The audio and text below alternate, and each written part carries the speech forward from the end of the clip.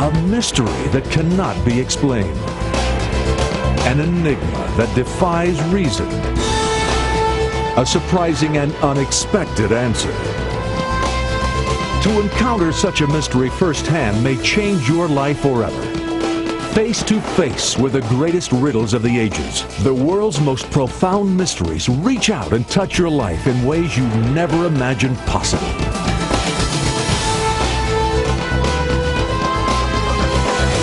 Extreme Mysteries.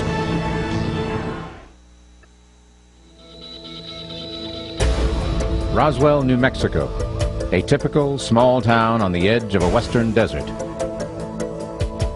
Until July 2nd, 1947. On that night, witnesses claimed to have heard strange sounds and believed there was a flying saucer crash. And there were 4 beings on the ground. The military took control of the area, but at a press conference, they insisted it was just a weather balloon. But was the weather balloon story just an attempt to cover up the crash of some kind of unidentified alien craft? The military definitely was trying to conceal something about the Roswell events, but it had absolutely nothing to do with UFOs, aliens, or anything of the kind. But some military personnel had different information. The chest was small, sort of, and the skin looked sort of grayish color. And then the head was large for the proportion of the body. Not real big now, but large. And the eyes were both slanted, sort of. Was this a victim of the crash at Roswell, or just an elaborate hoax? What really happened at Roswell? We'll try and find out in just a moment. One of the most intriguing and one of the most enduring stories of unexplained encounters is the one universally referred to as the Roswell incident. Did a flying saucer, some kind of unearthly spacecraft, crash near Roswell, New Mexico, early in 1947? For over 50 years, investigators have been unable to even come close to agreement on what really took place there. Has the U.S. government recovered it and kept it hidden all these years? And what of the occupants, if any? What happened to them? Does the American government really know what fell from the sky that night? And if they do, will they admit it? And why, after more than 50 years, do UFO researchers still insist it's crucial that we learn the truth? Well, Roswell, of course, is the mecca of all ufology. The fact that even many of the serious ufologists tell me they don't believe anything happened at Roswell leads me to think that the evidence is not as good as some of the other believers say it is. What they have here are eyewitness accounts, which are notoriously unreliable, and we can track how they've changed over the decades. And the fact is, Roswell was a non-event until 1974, when Berlitz brought out his book on Roswell, and it became a media event, and there were television shows around it and that sort of thing. That's when it took off. Roswell as a mythic story started in the mid-1970s. It didn't actually happen in the 1940s. Roswell doesn't fit the standard flying disc reports because there was something on the ground, it had crashed, there was wreckage, and as we found out much later, there were bodies. The advocates and the opponents both have ignored almost all the relevant data which is obtained by talking to the right witnesses, looking up the records in the newspapers, following the story around the country. It was a major event in man's history. Kevin Randall has devoted years of his life in an attempt to discover the truth and has written several exhaustive studies on the events at Roswell. As an enduring mystery should, it all began on a dark and stormy night in the summer of 1947. The story that's been told is that Mac Brazel was alone at the ranch in early July 1947 during a thunderstorm. Heard a clap of thunder that sounded much louder, different than the normal claps of thunder. Didn't think too much of it that night.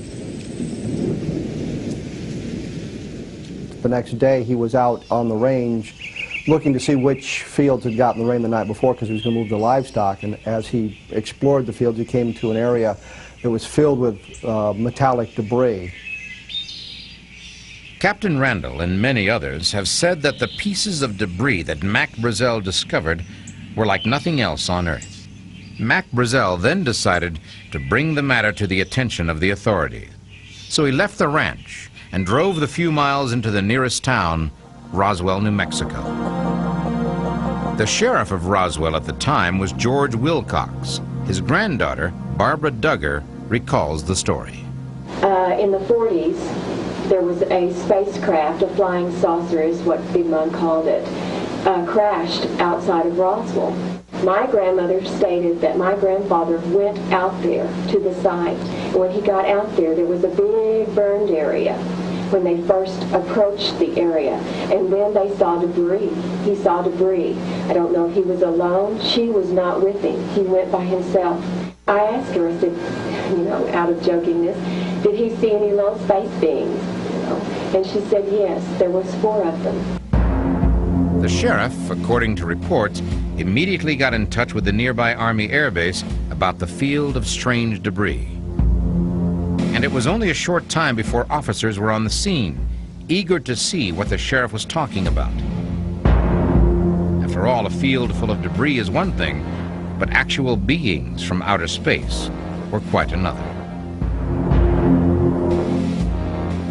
What happened next appears to have been either the biggest mistake or the biggest cover-up in the history of the Air Force. Major Jesse A. Marcel, the air intelligence officer of the 509th Bomb Group, was told by Colonel Blanchard to go out and take a look at the scene himself. Marcel got out there, again, saw an area that he described himself as 3/4 of a mile long, 200 to 300 feet wide, filled with metallic debris. He showed it to Colonel William Blanchard, the commander of the 509th Bomb Group. Blanchard ordered a press release saying that the Army had captured a flying saucer, talked to Lieutenant Walter Hott. Hott issued the press release, wrote the press release, and took it to the various media outlets in Roswell, the 2 radio stations, the 2 newspapers, and from that point it went over the wire. The release read, in part, the many rumors regarding the flying discs became a reality yesterday when the intelligence office of the 509th Bomb Group of the 8th Air Force, Roswell Army Airfield, was fortunate enough to gain possession of a disc through the cooperation of one of the local ranchers. But there was no mention of the space beings the sheriff told his family he had seen. Was this the beginning of a giant hoax or a giant cover-up? Barbara Duggar's grandmother was still afraid of repercussions 40 years after the event. She said, the reason I'm telling you this is because when the incident happened, the military police came to the courthouse, to the jailhouse, and told George and I that if we ever told anything about this incident, talked about it in any way, that not only we would be killed, but the family, that they would get the rest of the family. But if the Air Force had already admitted publicly that they had in their possession a flying saucer, why threaten a local official and his family if they didn't keep silent? Having been to 19 archives, I'm not surprised that we haven't found much in the way of file data on Roswell. The government knows how to cover things up. The Eisenhower Library still has 100,000 pages of classified material, all of it older than 1960. You don't get to see top secret code word documents when you go to archives. Very little has been released. If we're lucky, sometime in this century, we'll find out more. Things soon began to take a different turn. What started out as a simple act of civic responsibility by a local rancher had suddenly become a major military activity. Mac Brazel never said he had seen a downed aircraft. Could it be that the Army discovered something he hadn't seen? And what of witnesses to the whole affair that are still living? What do they have to say today?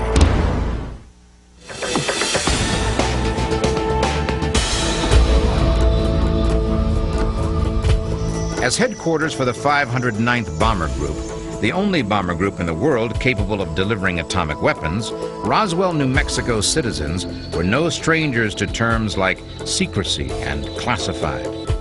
During the long days of World War II, they had become accustomed to the military's obsession with secrecy, but things were beginning to seem a bit extreme, even to these folks. According to Bill Brazel, Mac's son, his father was also sworn to secrecy. But secrecy about what? Had Mac Brazel found something more than just a field littered with strange debris? This is basically the point where the Roswell incident becomes a whole series of different mysteries, and they kind of crisscross one another, because if Colonel Blanchard admitted they had a more or less intact flying saucer, then clearly somewhere they had more than just the small bits of metallic debris reported by Mac Brazel. According to many who were in Roswell at the time, the result of all the activity was a flood of attention focused on this small New Mexico town. But what happened next only added to the confusion. 3 hours later, the official story changes. General Ramey, commander of the 8th Air Force at Fort Worth, the parent unit to the 509th Bomb Group, now said it was nothing more than a meteorological balloon with a fairly common radar reflector attached to it. According to General Ramey, the balloon had crashed on the ranch. That's what Major Marcel found. He had overreacted, thinking that he had a flying saucer. It was just this weather balloon and the Raywin target reflector.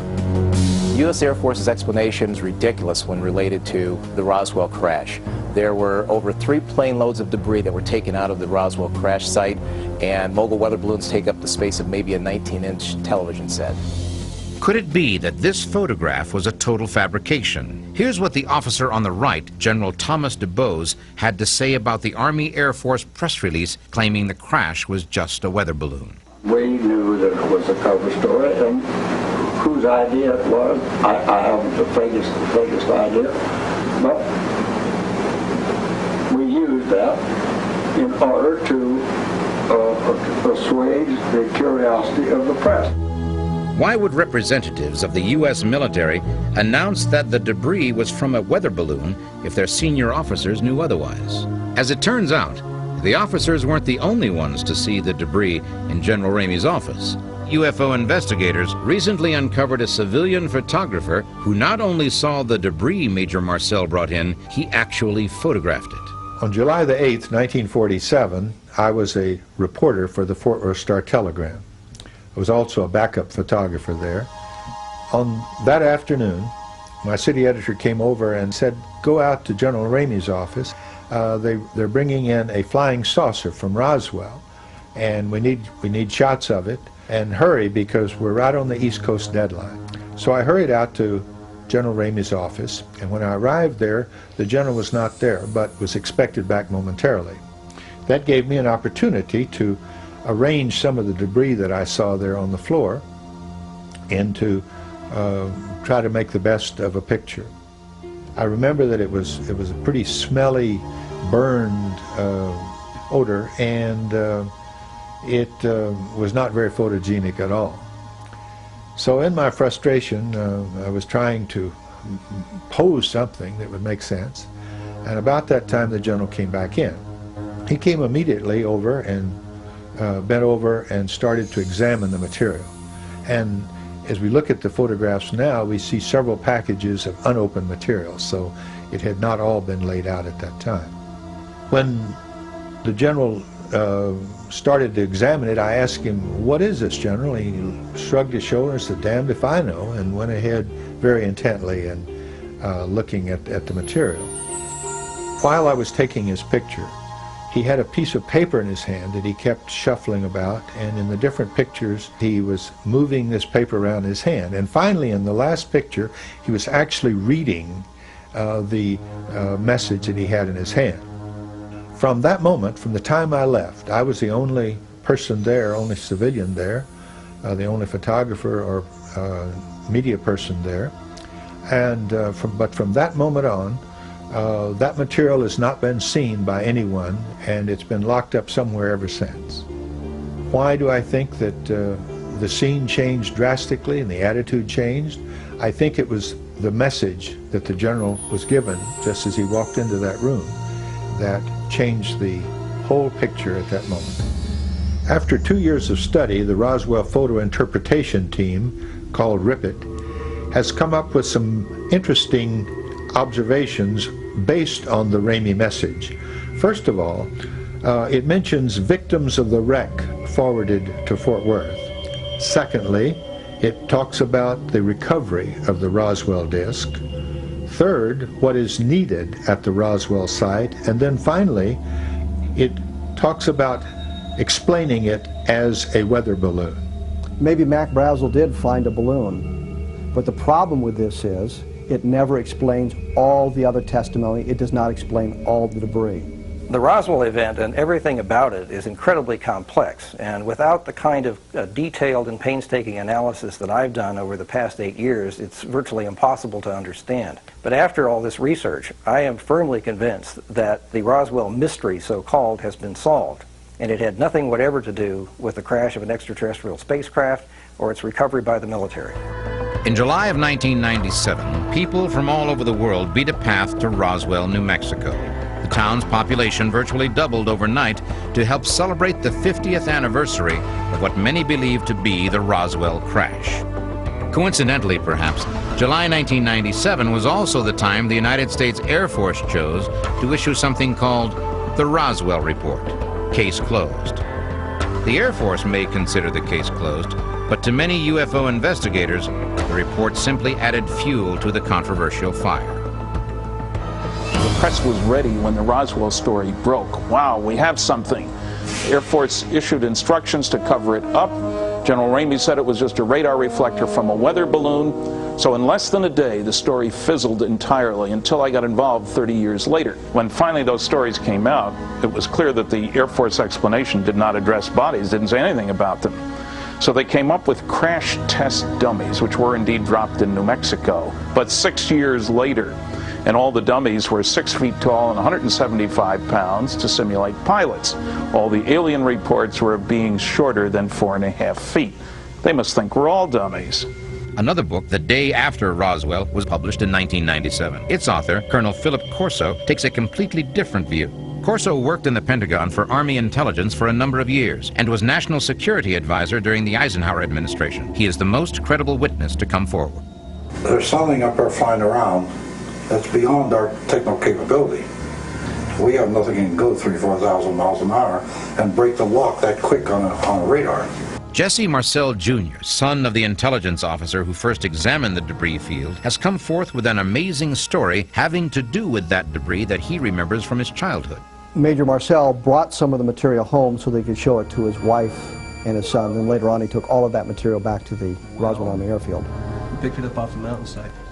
The thing that set this apart from anything that I'd ever seen before or since was the markings on parts of the wreckage. In the I-beam structural members, there was like a writing of sorts. I remember at the time thinking this was like hieroglyphic, but it wasn't really hieroglyphic, but it was more of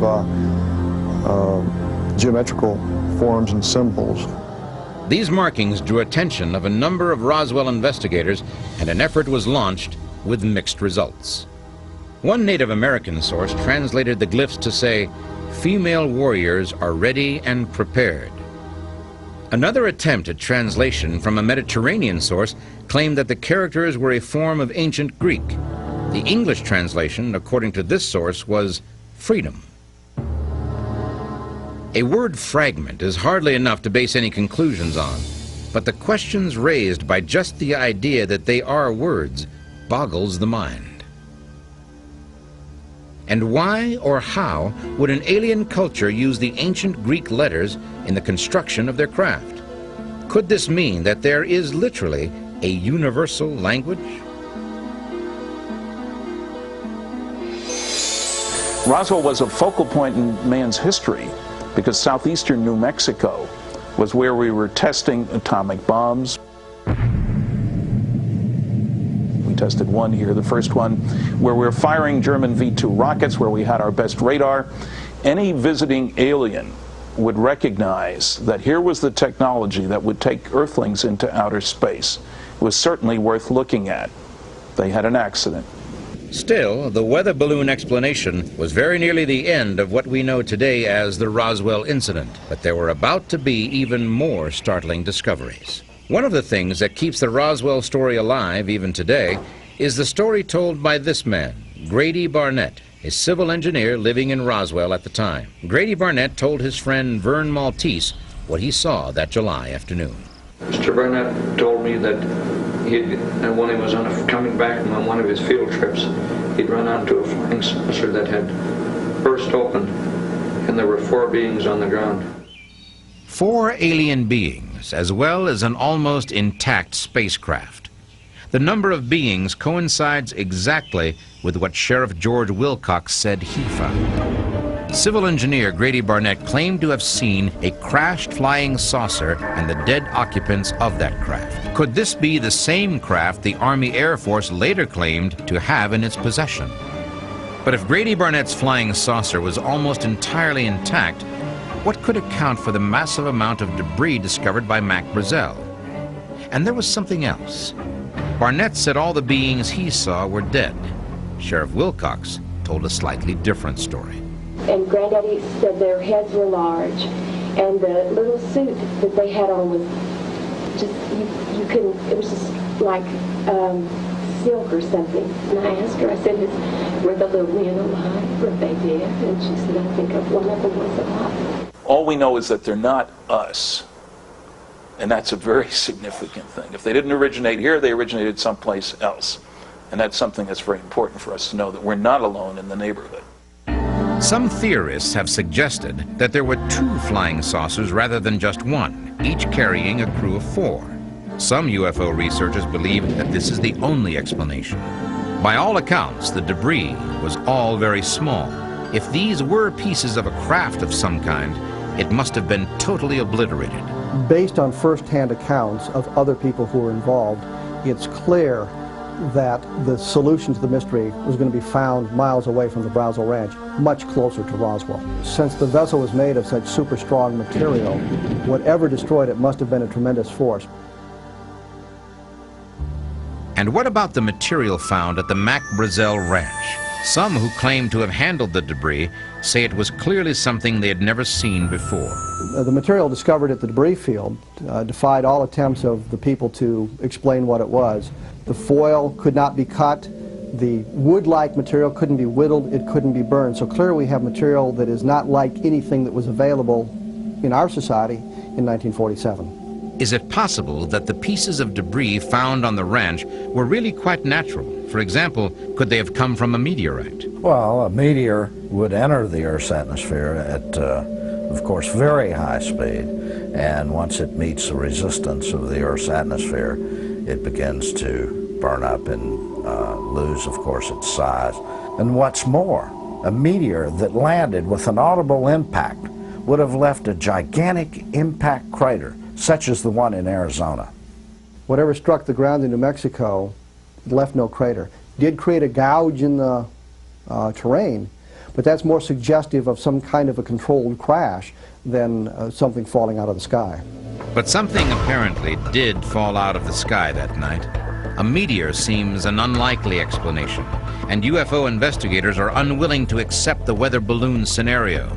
There are over 400 people who've come forward and made statements about their involvement in the alien crash at Roswell. We're told that hundreds of people were connected, either eyewitnesses indirectly or directly, to the Roswell event. Doesn't this make it true? No, it doesn't, actually.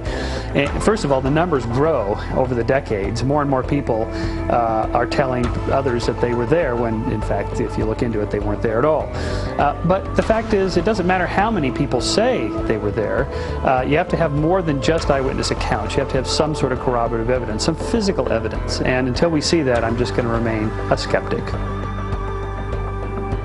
Are there other possibilities?